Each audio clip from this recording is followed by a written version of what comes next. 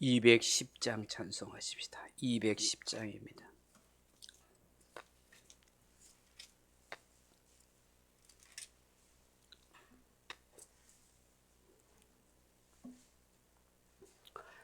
(210장입니다) 시온 성과 같은 교회 그의 영광 한없다. 허락하신 말씀대로 주가 친히 세웠다. 반석 위에 세운 교회 혼들 자가 누구랴. 모든 원수 애워사도 아무 근심 없도다.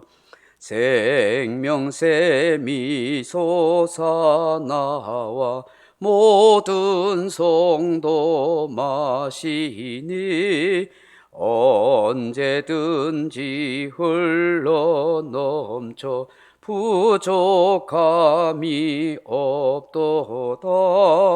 이른 물이 흘러가니 목마를 자 누구랴.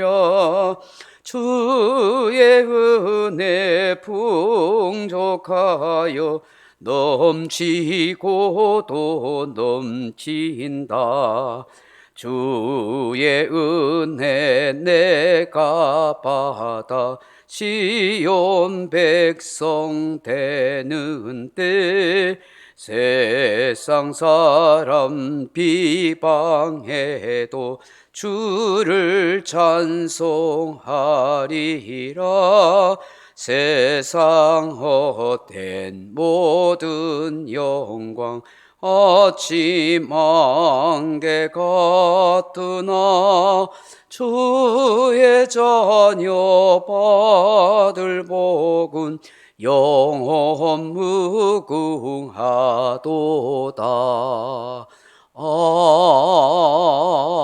아멘.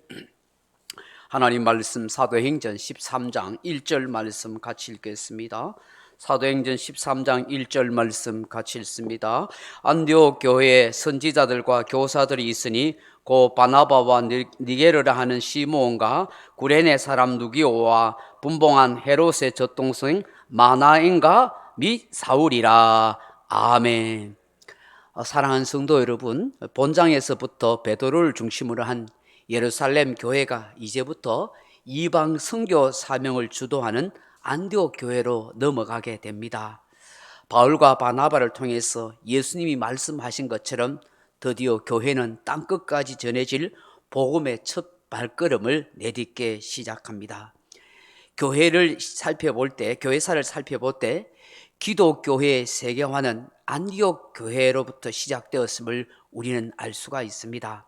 안디옥 교회는 예루살렘 교회 그리고 로마 교회와 더불어 세계 역사의 판도를 주도한 3대 교회라 그렇게 말합니다.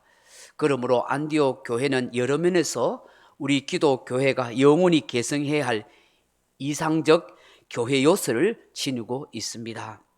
우리가 알다시피 안디옥 교회가 세워진 배경에는 편안하고 좋은 환경 속에서 세워지지 않았습니다. 스데반 집사의 순교로 인한 박해로 흩어졌던 무명의 성도들 통해서 교회가 세워졌습니다. 고난과 핍박 속에 세워진 교회였기에 무엇보다도 깊은 신앙을 가지고 있었습니다. 기독교 신앙의 참된 의미를 처음부터 알고 그렇게 신앙생활을 했다는 강점이 있는 것입니다. 즉 그리스도의 영광뿐만 아니라 그리스도의 고난에 함께 참여하는 것이 복음에 참여하는 삶이라는 그런 사명자 의식이 있었다 하는 것입니다. 안디옥 교회가 다른 어떤 대형 교회가 아닙니다. 그럼에도 불구하고 예루살렘 교회와 주변의 많은 교회를 도왔습니다. 그리고 그리스도인이라는 이름으로 불릴 정도로 좋은 영향력을 끼쳤던 것입니다. 우리나라가 일제강점기에 1%의 기독교 신자였지만 민족 대표 33인 가운데 반 이상이 기독교인이었다 하는 사실을 생각하면 그 당시 기독교인들이 얼마나 나라와 민족과 국가를 사랑하고 그리고 얼마나 좋은 영향력을 끼쳤는가 하는 것을 알게 되는 것입니다. 이처럼 안디옥 교회는 전 세계 선교의 전초 기지였고 섬김과 봉사, 사랑을 실천하는 본이 되는 교회였다 하는 것입니다. 아시다시피 참으로 안디옥 교회는 평신도들의 그 신앙의 열정과 바울과 바나바의 그런 지혜와 덕이 협력하여 세워진 교회입니다. 또 예루살렘 모 교회의 경험과 이방 성도들의 겸손이 조화를 이루어 설립된 교회라 하는 의미가 있는 것입니다. 바로 이 점이 안디옥 교회로 하여금 모든 지상 교회는 한 공동체요 그리스도의 몸과 지체라는 진리로 무장하게 한 동인이 되었던 것입니다.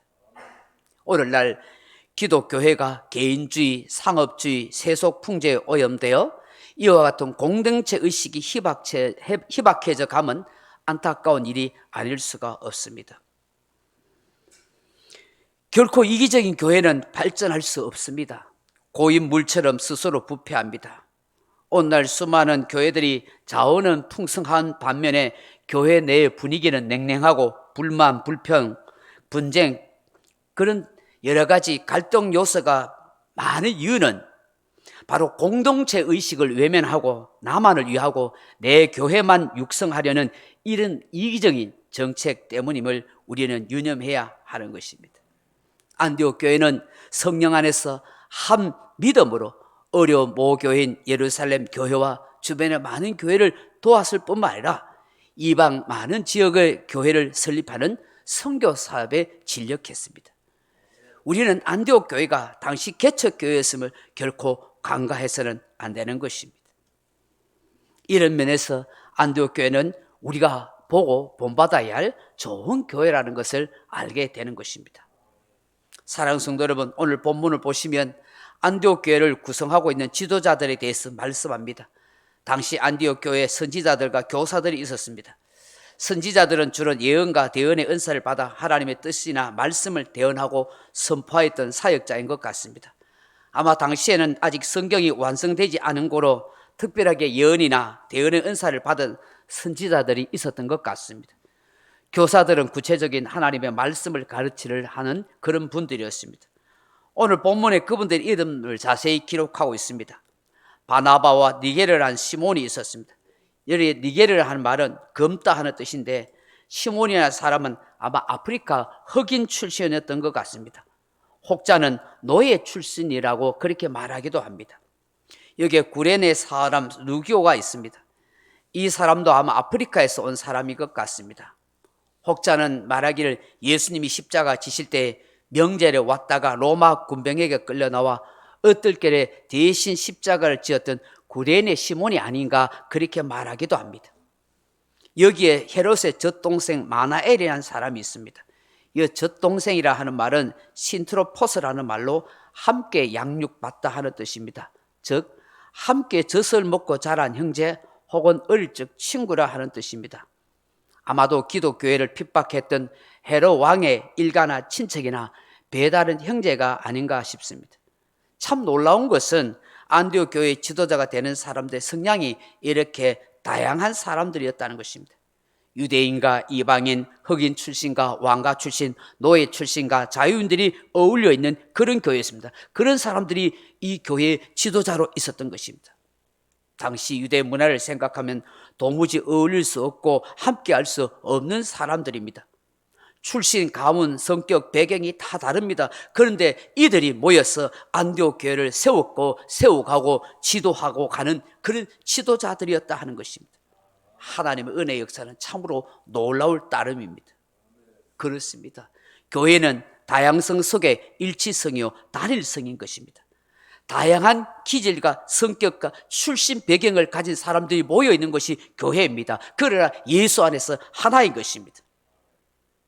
서로 다르기 때문에 틀린 것이 아닙니다. 다름을 우리는 인정해 줘야 합니다. 저 사람의 성격이 다르고 저 사람의 기질이 다르고 저 사람의 출신 배경이 다르고 저 사람의 자라 환경이 다 다른 사람이 예수 안에서 하나가 되어 가는 것입니다. 그래서 갈등이 좀 있을 수 있습니다. 좀 이해가 잘 되지 않는 부분이 있을 수 있습니다. 그러나 예수 안에서 예수님의 마음으로 바라보게 되면 다 이해가 되는 것입니다. 예수님의 시선으로 바라보면 다 허물 많은 죄인이고 다 용서받아야 할 죄인이고 다 은혜 받아야 할, 다 구원받은 주의 백성, 주의 사랑하는 형제 자매이기 때문입니다. 그러므로 서로 인정하고 좋은 장점을 높여줌으로 아름다운 교회가 세워져 가는 것입니다. 우리 교회도 그렇게 되었으면 좋겠습니다. 우리 장로님 두 분이 서로 이해하고 서로 격려하고 서로 인정해주고 서로 참 칭찬해주는 그런 좋은 교회가 되었으면 좋겠습니다. 지금 잘하고 계시지만 앞으로 더 잘했으면 좋겠습니다. 더 서로를 격려하고 누구보다도 서로를 위해주는 그런 좋은 장로님, 또 우리 교회 권사님들도 서로 시기하고 갈등하고 질투하지 말고 서로 나보다 저분이 낫다고 서로 칭찬해주고 세워주고 저분의 좋은 장점을 인정해주는 그런 교회가 되면 하나님이 기뻐해서 많은 좋은 성도들 붙여주지 않겠습니까? 우리끼리 서로 갈등하고 미워하고 시기 질투하고 서로 욕하는데 하나님 보시고 누가 좋은 사람을 붙여주겠습니까?